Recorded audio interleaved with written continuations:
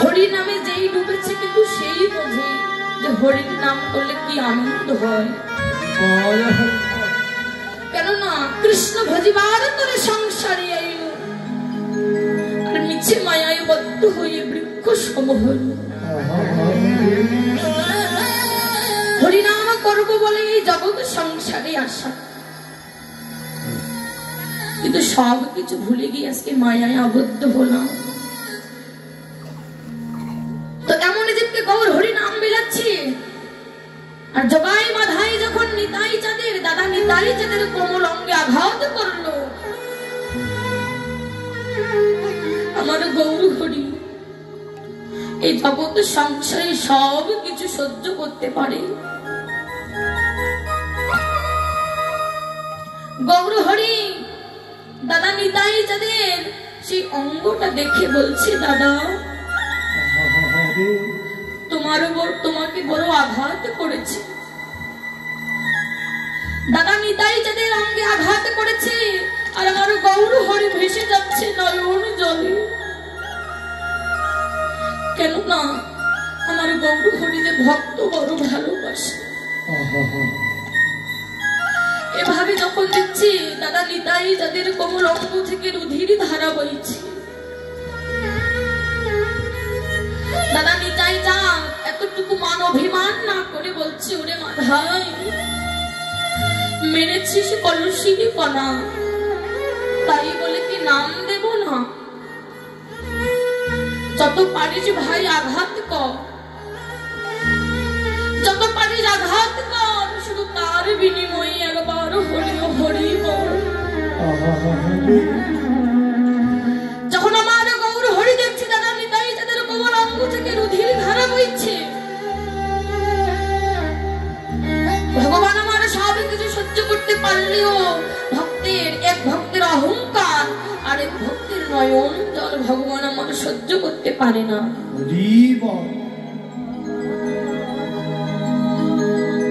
এবার গৌর হরি ক্রোধান্বিত হয়ে সঙ্গে সঙ্গে তার সুদর্শন চক্রকে আহ্বান করলো, হে সুদর্শন, কোথায় আছো তুমি? এই মুহূর্তে এখানে আসো, আর এখানে এসে তুমি মাধাইয়ের মস্তকখানা ছিন্ন করে দাও। তখন দাদা নিতাই চাঁদ কেঁদে কেঁদে বলছে, হে গৌর হরি,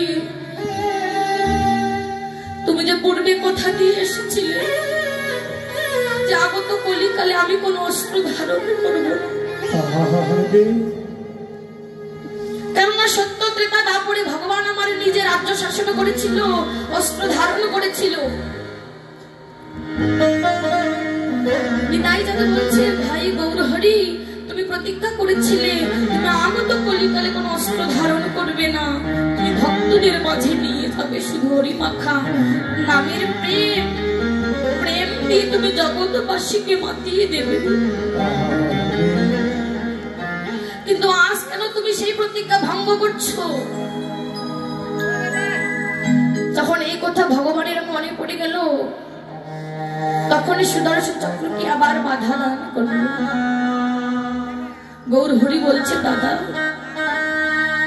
এই কলির জীবের জন্য আমি কি না করেছি?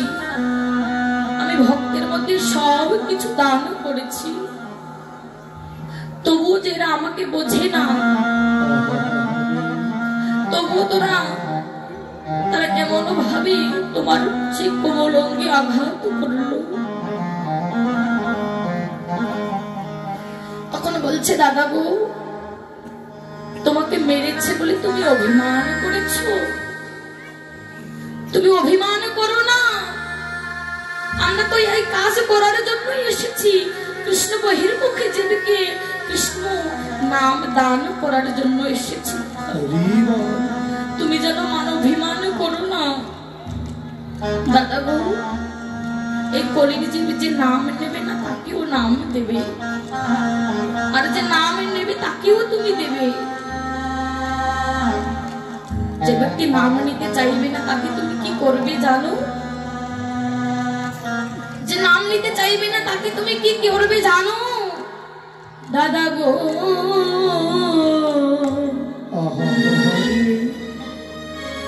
যে ব্যক্তি নাম নিতে চাইবে না তুমি কি করবে জানো? প্রথমে তাদের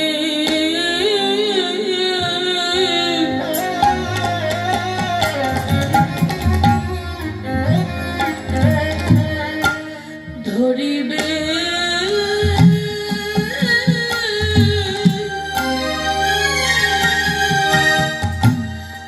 ধরিবে হাতে বলে ছাত্র ভাই দাদা গো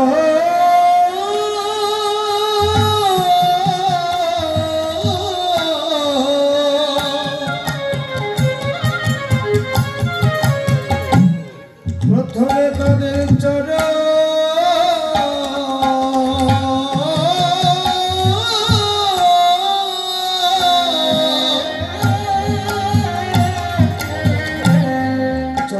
ধরিবে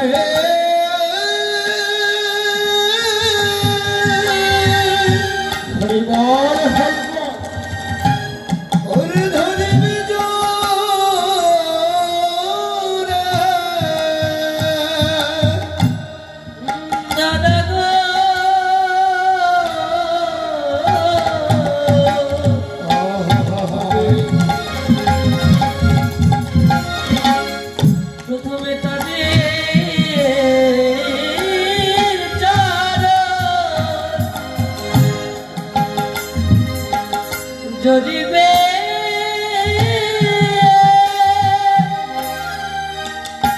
ধরিবে ধরিবে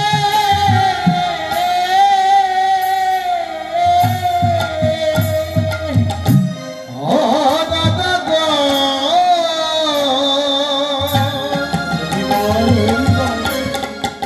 প্রথমে তাদের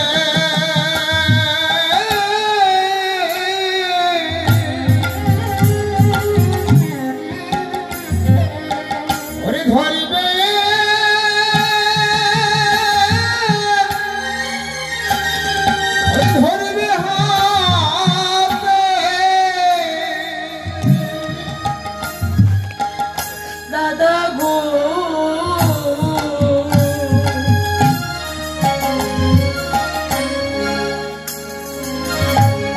প্রথমে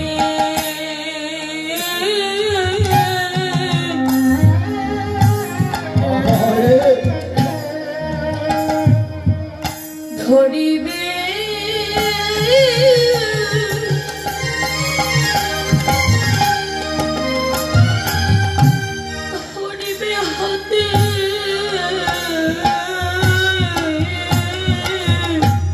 দাদা গো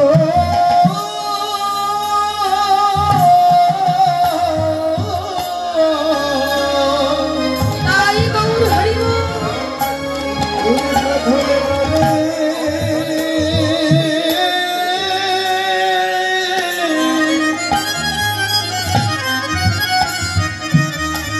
ধরিবে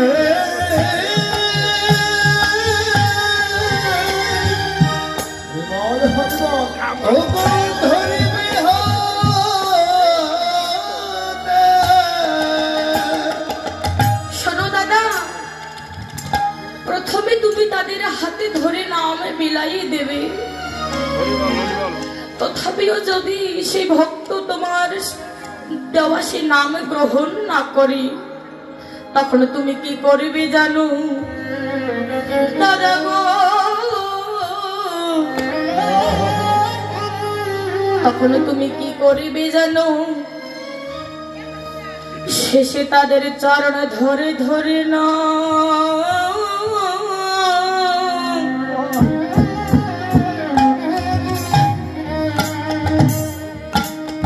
তুমি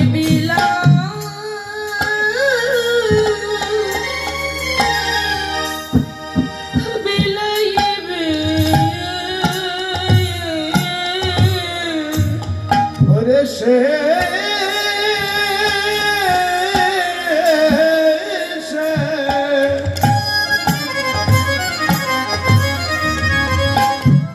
শেষে তুমি তাদের চরণ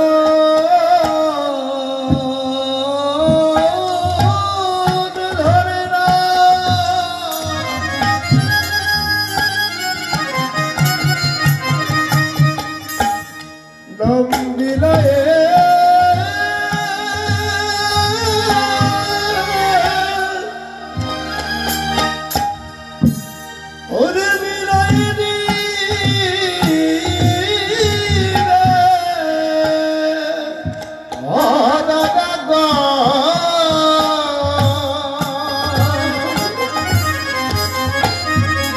শেষে তুমি চলো ধরে ধরে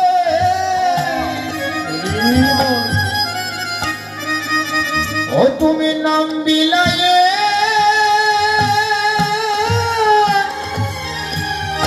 ওরে বিলায়ে দিবে দাদা তুমি মানো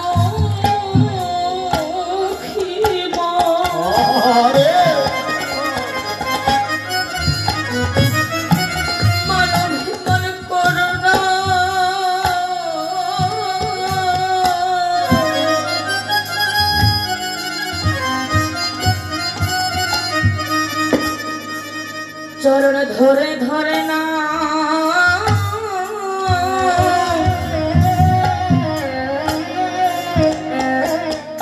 দাদা তুমি বিলা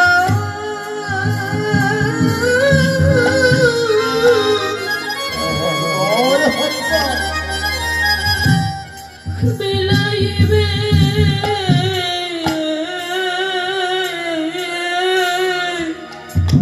আরে বলো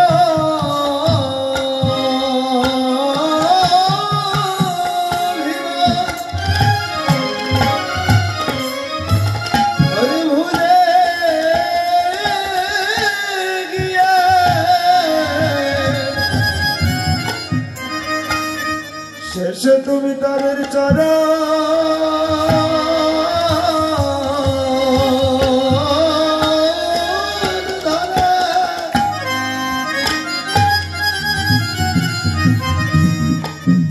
ধরে নাম বিলায়ে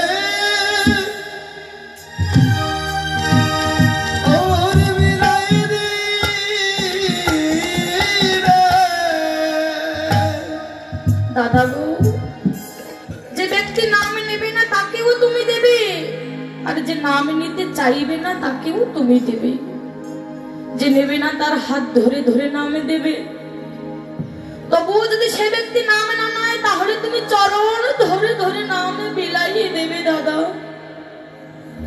এমন ভাবে যখন হরি নামের মধ্যে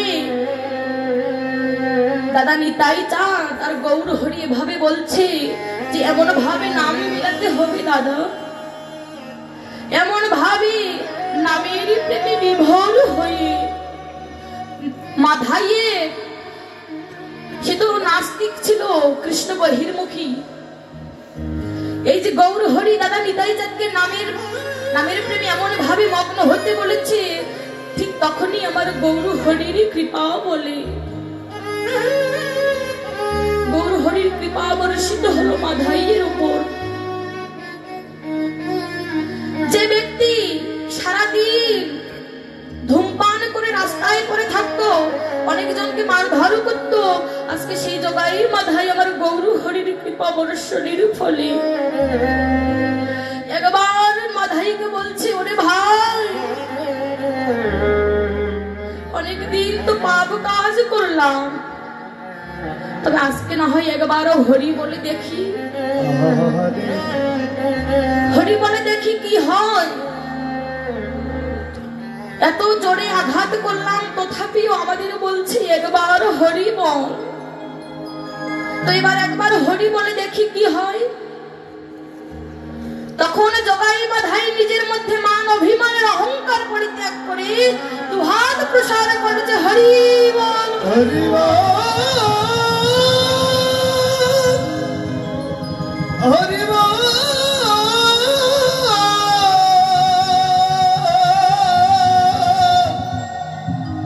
হরি বল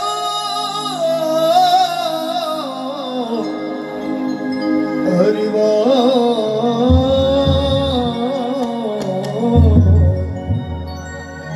হরি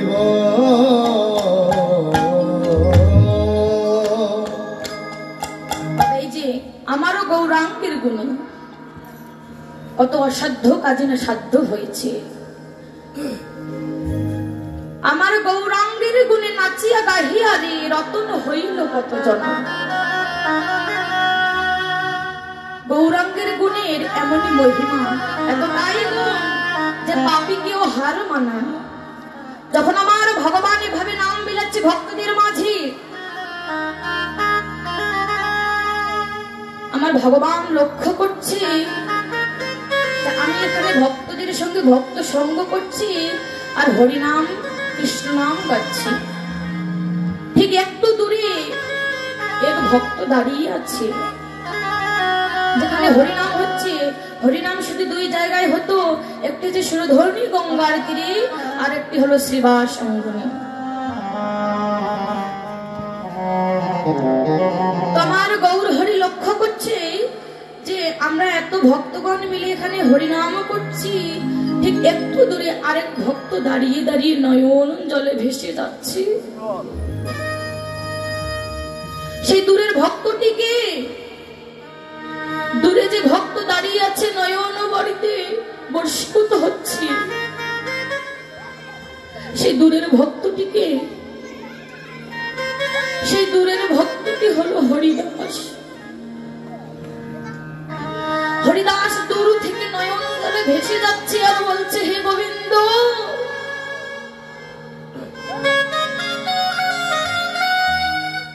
আমার ভবিতব্য এটাই ছিল যে আমি তোমার সঙ্গ করতে পারবো না প্রভু। যখন এই ভক্ত কেঁদে কেঁদে নয়ন জলে ভেসে যাচ্ছে, তখন আমার গৌর হরি ডেকে বলছে, হরিদাস, হরিদাস, তুমি দূরে দাঁড়িয়ে আছো কেন? হরিদাস, কাছে এসো। তুমি দূরে অবস্থান করছো কেন? আমার কাছে আসো হরিদাস। তখন হরিদাস নয়ন জলে ভেসে গিয়ে বলছে, হে গৌর হরি, আমি তো তোমার কাছে যেতে চাই প্রভু, কিন্তু এই যে নবদ্বীপের কিছু সমাজ রয়েছে, আমি যদি তোমার কাছে যাই তুমি নাকি অপবিত্র হয়ে যাবে, আর আমি চাই না তুমি অপবিত্র হও। আমার মতো অধম তোমার চরণে যদি দূর থেকে ঠাই দাও, তবেই আমি এই যে মানব চরণে ধন্য হয়ে যাব, যদি তুমি আমি দূর থেকে হলেও তোমার চরণে স্থান পাই। তখন ভগবান বলছে, হরিদাস, দূরে নয় ভক্ত, এত দূর থেকে ভগবানকে পাওয়া যায় না, তুমি আমার কাছে এসো, আমি তোমাকে ডাকছি, তুমি ভয় করো না। কেননা হরিদাস, আমি যে এখানে এত ভক্তের সঙ্গ করে হরিনাম কৃষ্ণ নাম করছি, তথাপিও নামের মধ্যে আমি কোনো আনন্দ পাচ্ছি না হরিদাস।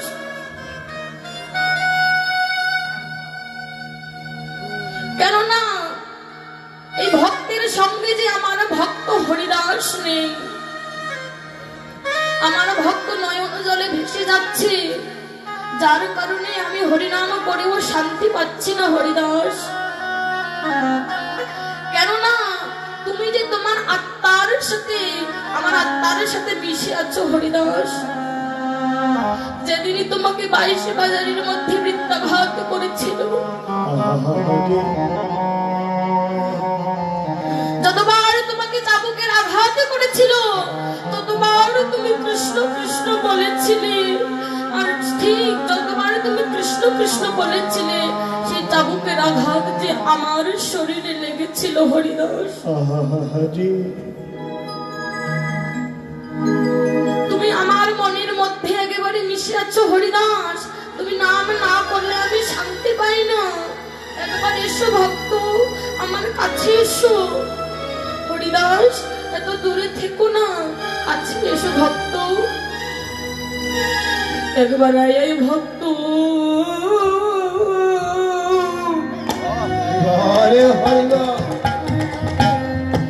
ভক্ত পারো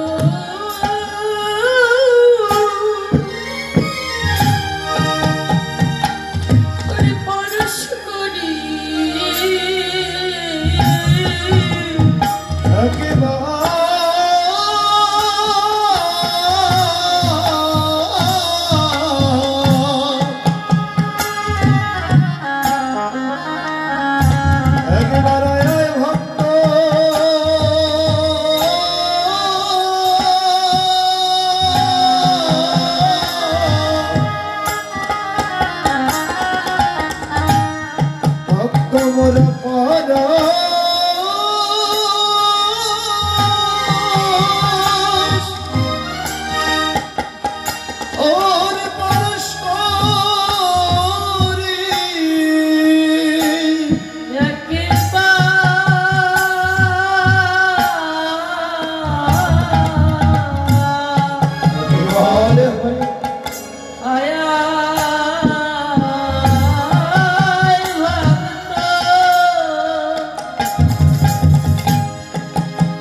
আমরা পাড়া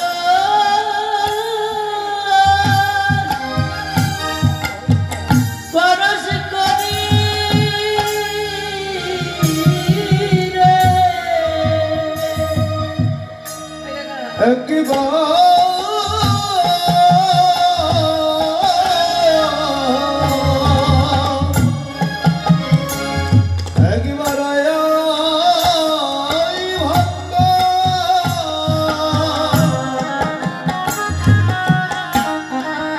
তোমরা পড়ো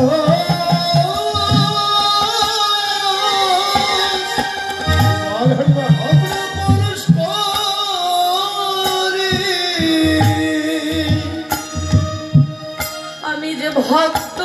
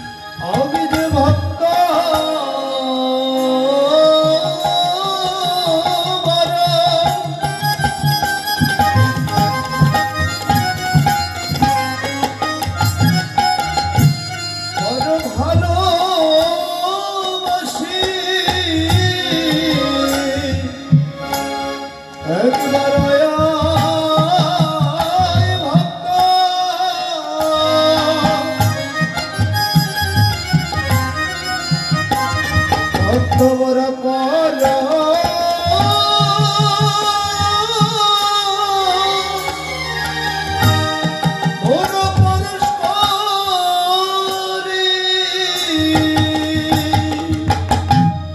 আজ বড় ভাগ্য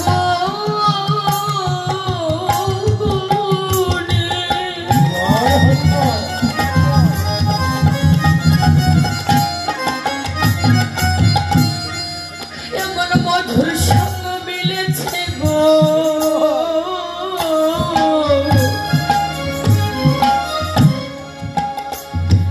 একবার আয় ভক্ত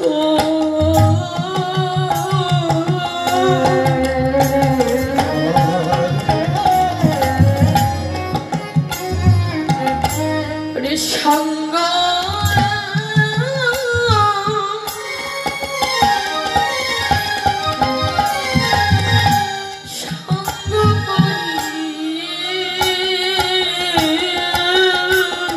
বহু ভক্ত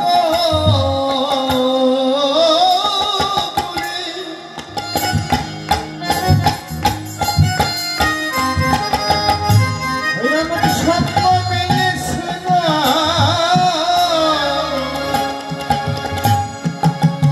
একবার আয়া ভক্ত তাই ভক্ত সঙ্গ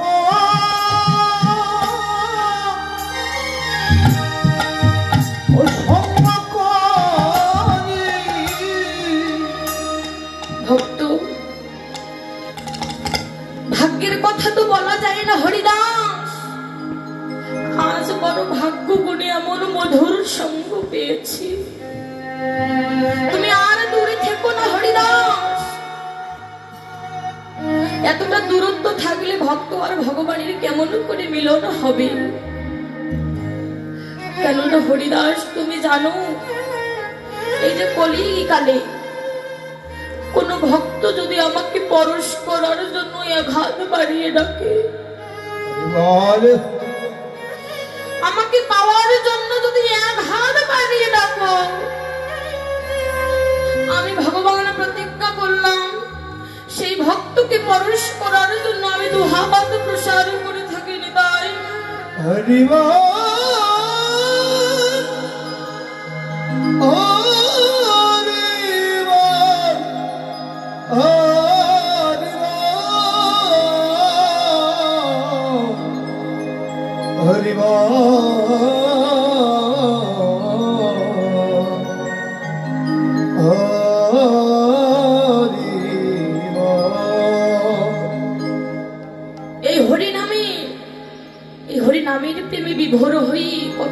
তার রাজত্ব হারালো, কত জমিদার তার জমিদার ত্যাগ করলো,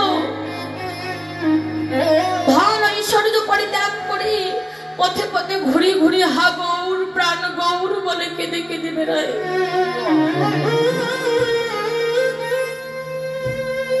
এমনই মহিমা এই হরির নামে যেই ডুবেছে সেই বুঝেছে বাবা অন্যের বোঝা বড় দায়।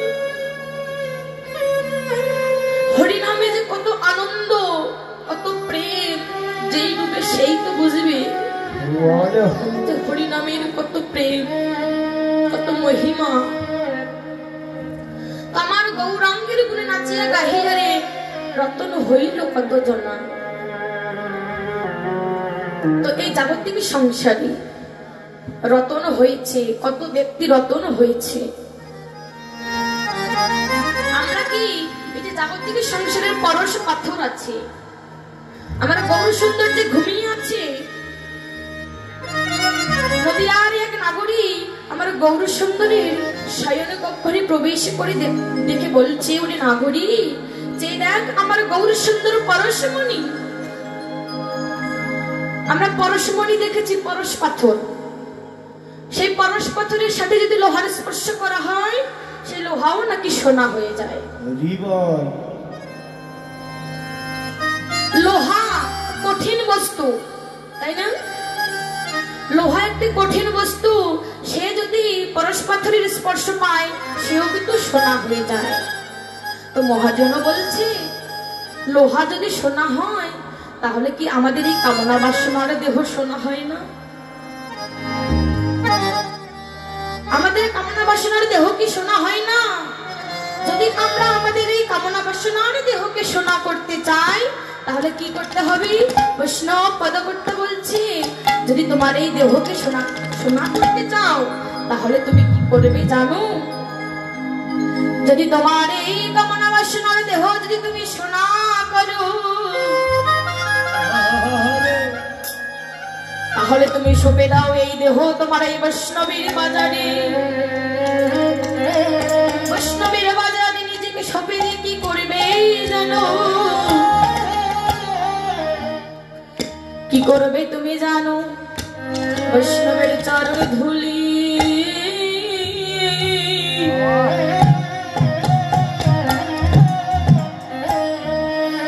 তোমার অঙ্গে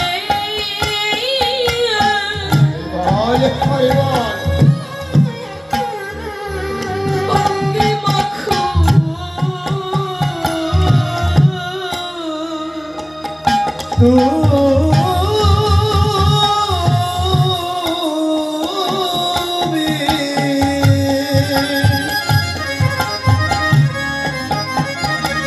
তুমি বৈষ্ণবের চরণ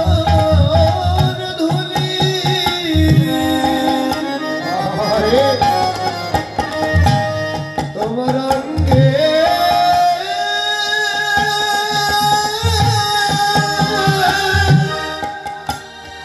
অঙ্গে মাখো।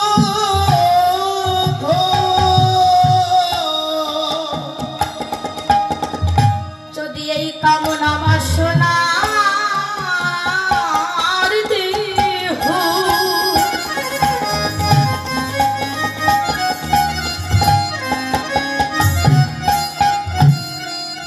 তুমি সোনা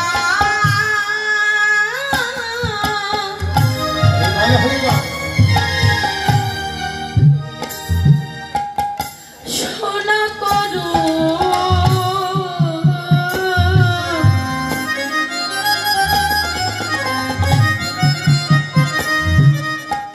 তাহলে বৈষ্ণবের চরণ ধুলি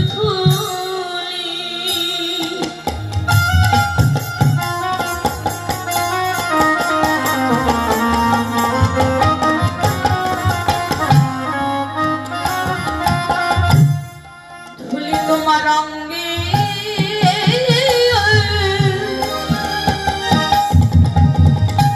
তোমার অঙ্গে মাখো। যদি এই কামনা বাসনার দেহ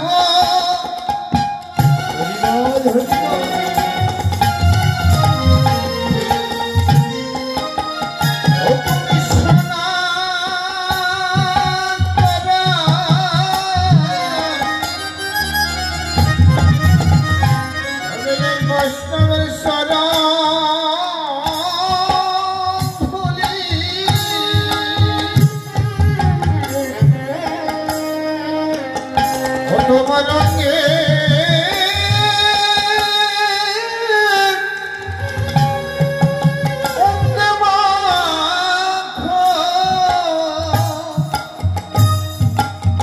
এমন মধুর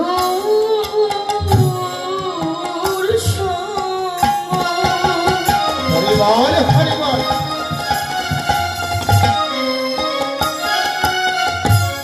ভাগ্যে আর কি হবে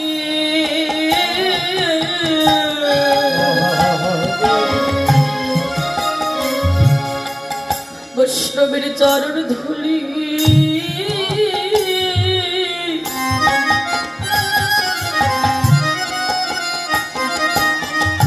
ধুলি অঙ্গে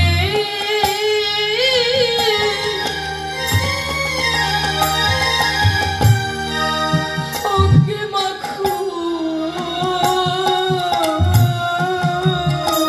ভাগ্যে এমন মধু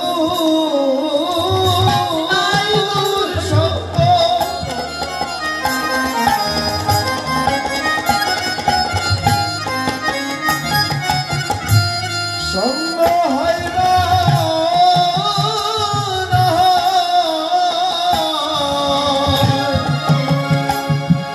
তুমি একবার ধরো বৈষ্ণবী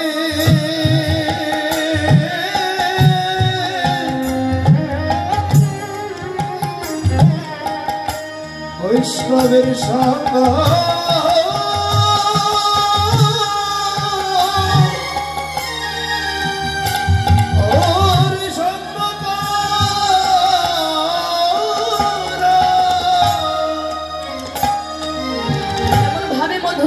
যখন করছি আমার গৌর হরি তখন মহাজনা দেখে দেখে মহাজনও বড় লোভ হচ্ছে। মহাজন কেঁদে কেঁদে বলছে, প্রভু শুধু আমার ভাগ্যে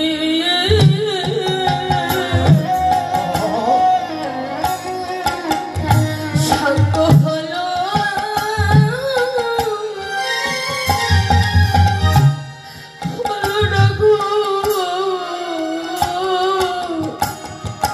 শুধুই আমার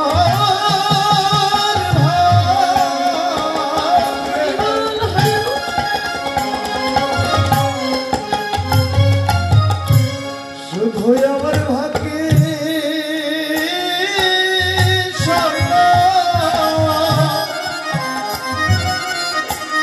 সঙ্গ হলো হরে হলো না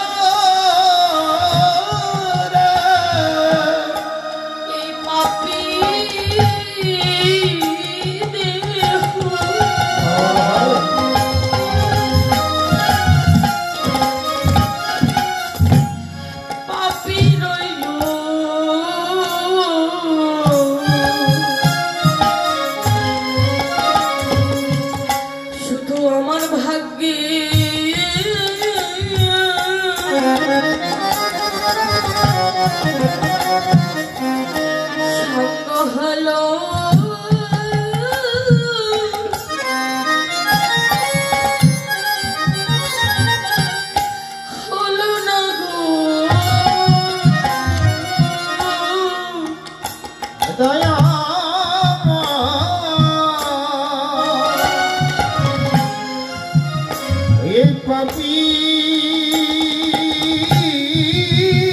দেহ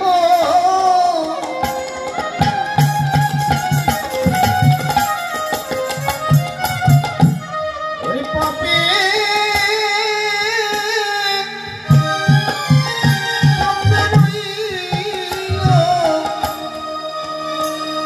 কৃষ্ণ নামে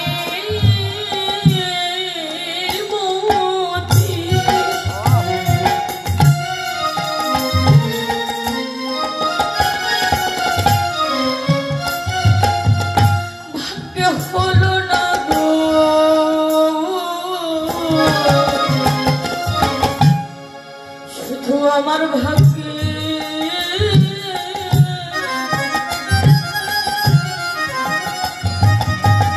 হলো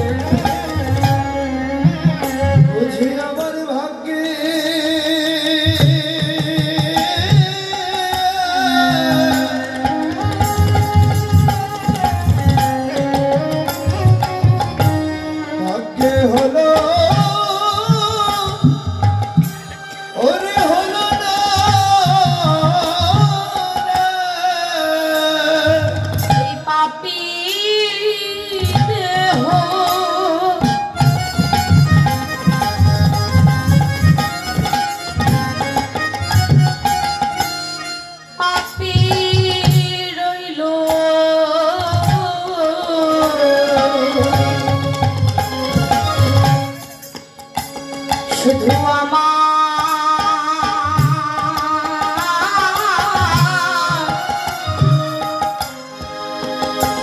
ভাগ্য হলো হলো না গো এই পাপী রে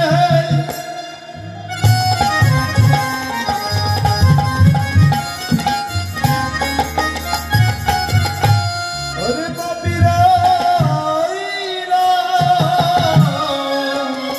একবার কৃপা করে সাবধান দাও গো পাপী দেহ পাপী রইল কৃপা করে আলো দাও একবার কৃপা করে সন্ধান দাও গো পাপী দেহ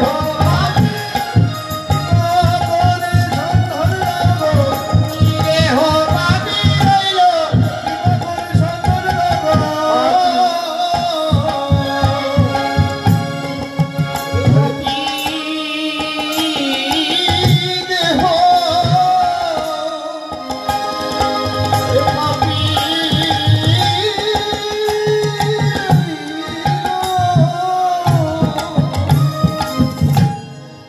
এমন ভগবানের সঙ্গ দেখে পদের পদকর্তারও লোভ হচ্ছে যে শুধু আমার ভাগ্যে হলো না, এই পাপী দেহ পাপী রইল, জানি না কবে সঙ্গ পাবো এই বৈষ্ণব সঙ্গ। এই যে সচির নন্দন বনমা